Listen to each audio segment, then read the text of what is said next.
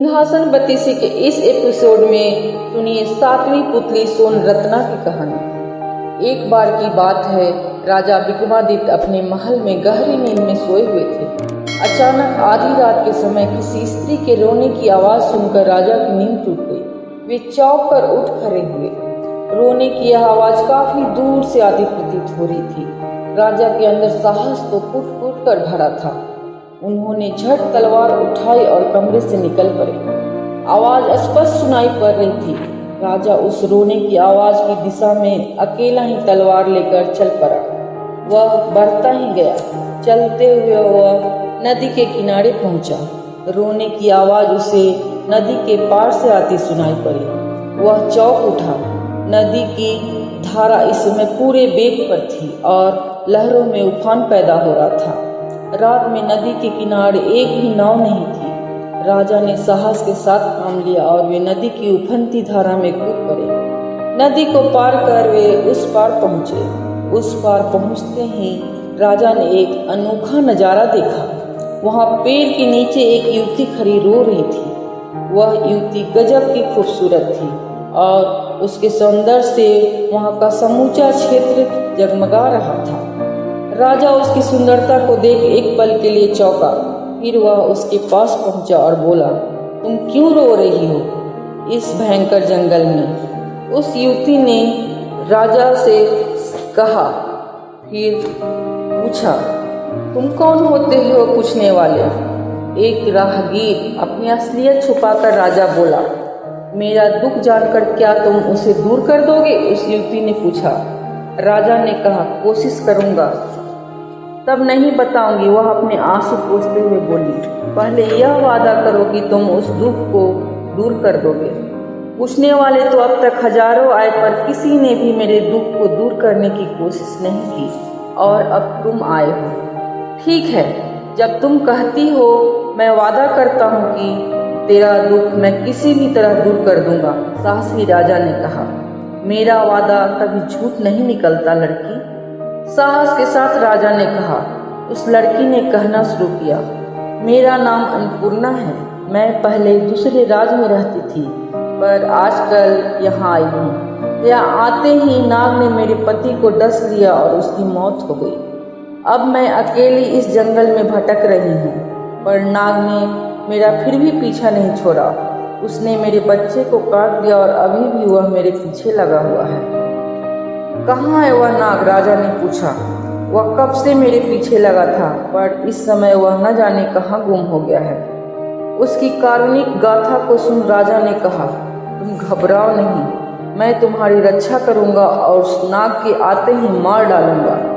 यह कह राजा ने उस युवती का साहस बढ़ाया और फिर बोला, तुम पहले कहाँ रहती थी? पहले मैं रूरपुर में थी पर वहाँ के राजा ने अपने राज्य से मुझे मेरे परिवार को निकलवा दिया। क्यों? कहता था मैं कुलच्छनी हूँ और मेरा साया करने वाला हर व्यक्ति इस दुनिया में जिंदा नहीं रहेगा।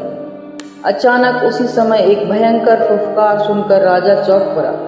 साथ ही वह युवती जोर से चिल्लाई, नाग आ गया, नाग आ गया। वह चिल्लाकर एक ओर भागी तो राजा विक्रमादित्य ने उसे रोक लिया और तलवार को अपने हाथों में पकड़ते हुए बोले, घबराओ नहीं, मैं उसे मारे बिना आज चैन न लूंगा। तुम आराम से यहीं खड़ी रहो। उसी समय पूर्व की ओर से एक अचानक काला नाग दिखाई पड़ा।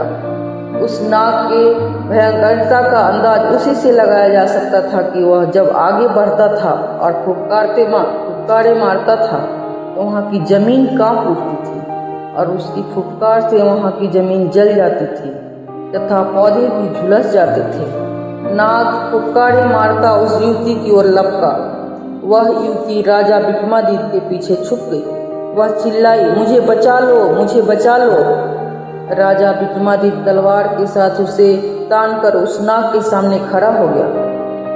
नाग फुफकारा और फुफकार के साथ आगे बढ़ा। राजा तलवार को उसके सामने करके बोला, नाग राजा, क्यों नाहक का इस लड़की के पीछे पड़े हो? कुछ इसकी सहायता का भी तो ख्याल करो। यह सुन नाग ने कहा, तुम हट जाओ, यह लड़की अगले जन्म में पापनी थी। इसने कई पुरुषों के साथ व्यभिचार किया था। इसकी सजा इस बार इस जन्म में इसे मिल रही है।